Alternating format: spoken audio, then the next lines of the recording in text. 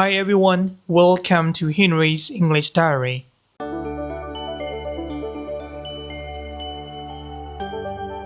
ဒီနေ့မှာတော့ကျွန်တော်ရဲ့မိတ်ဆွေတွေအတွက်ကျွန်တော်ဇာတ်ကလုံးလေး၄လုံး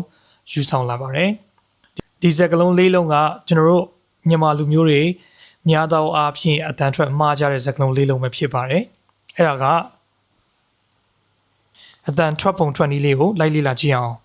WORK work work WALK walk walk walk WORK မှာဒီသင်္ကေတလေးကိုကျွန်တော်တို့အတန်ထွက်တဲ့အခါမှာမြန်မာအတန်အနည်းဆက်ဆုံးကိုအောက်ကမြစ်ထည့်တဲ့တန်နဲ့နည်းနည်းလေးနီးစပ်ပါတယ်ကျွန်တော်တို့ပုံမှန်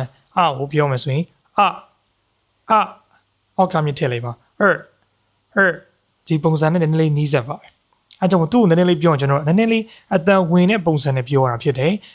WORK work work အဲ့လိုပြောတာဖြစ်ပါတယ်တစ်ဖက်မှာတော့ WALK ကကြတော့သူကတစ်ဝစ်စာနှလုံးပေါက်လို့ပုံစံသင်္ကေတလေးပါသူ့ကိုကျွန်တော်အတန်ထွက်တဲ့နေရာမှာ O ဒီလိုထွန်းထပ်ပါတယ်ဆိုတော့သူ့ရဲ့အလုပ်လုပ်ပုံက WALK walk walk O နဲ့ကျွန်တော်တို့ W နဲ့မြောက်လိုက်တဲ့အခါမှာ W ကကျွန်တော်တို့ W ဆိုတဲ့အတန်ဆိုတော့ဟိုက O W နဲ့ပေါင်းလိုက်တော့ O walk ဖြစ်သွားတယ် walk walk ဒါဆိုကျွန်တော်တို့အတန်ထွက်လေးက WALK walk walk ဒီလိုထွက်ပါတယ်သူတို့ရဲ့ဥပမာတွေကိုအတန်ထွက်နားထောင်ကြည့်အောင် I work as an English teacher I work as an English teacher နောက်တစ်ခုက I walk to church every Sunday I walk to church every Sunday TEST test test test TEXT text text text သူတို့နှစ်ခုရဲ့အလုပ်လုပ်ပုံက TEST ကကျွန်တော်တို့က IPA နဲ့ကြည့်မယ်ဆိုရင် TEST ပဲဒါပေမဲ့ E ကကျွန်တော်တို့အဲ့မှာ A ဆိုတဲ့တန်ထွက်တယ် T ကတောင်ဝင်းပူဆိုတော့ကျွန်တော်တို့ T ကတောင်ဝင်းပူဆိုတော့ကျွန်တော်တို့မြောက်လိုက်မယ်ဆိုရင် A နဲ့တောင်ဝင်းပူနဲ့မြောက်တဲ့တော့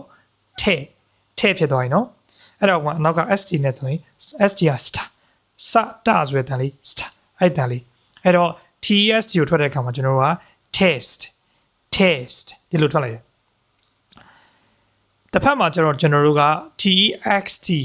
ဒီကောင်ကျတော့ TE ရဲ့ K တန်လေးပါတယ်ပြီးတော့ ST ရဲ့ IP သင်္ကေတနဲ့ဆိုရင်နော်ဒါဆိုကျွန်တော်တို့တန်ထွက်တဲ့အခါမှာ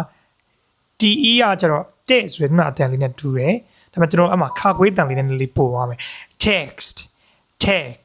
ဒါလေးနည်းနည်းလေးပို့သွားတယ်ဥပမာလေးတွေကြည့်လိုက်ရအောင် I have an English test tomorrow I have an English test tomorrow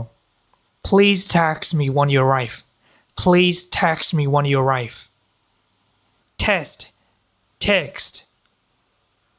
ကွာတာဖြစ်ပါတယ်။ဗီဒီယိုကြည့်ပေးခဲ့တဲ့ရောက်စီတန်းကိုကျေးဇူးများကြီးတင်တယ်။နောက်ထပ်ဗီဒီယိုမှာကျွန်တော်ပြန်လည်တွေ့ဆုံပါမယ်။ Bye bye.